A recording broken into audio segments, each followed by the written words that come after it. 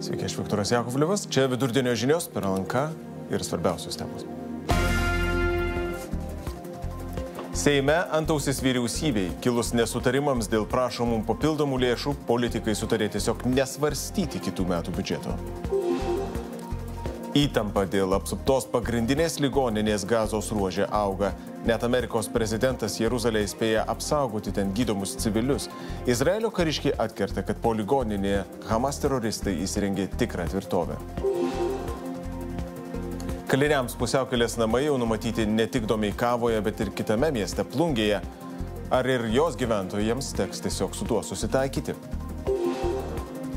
Lietuvoje siaučia niežai. Jau užregistruota daugiau niežų atvejų, nei pernai per visus metus. Aiškinsimės, kur niežų židiniai.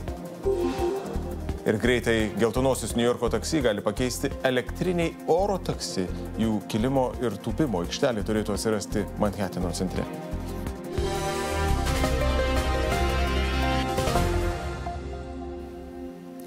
Vyriausybei antausis Seime dėl kitų metų biudžeto. Šįryt Seimas turėjo imtis ypatingo darbo, pagaliau pradėti svarstyti biudžeto projektą, tačiau šį klausimą politikai iš darbotvarkės tiesiog išbraukė.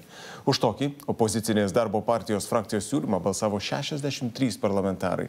Savo balsais prie klausimo atmetimo prisidėjo 2 valdančiosios koalicijos nariai iš Laisvės frakcijos.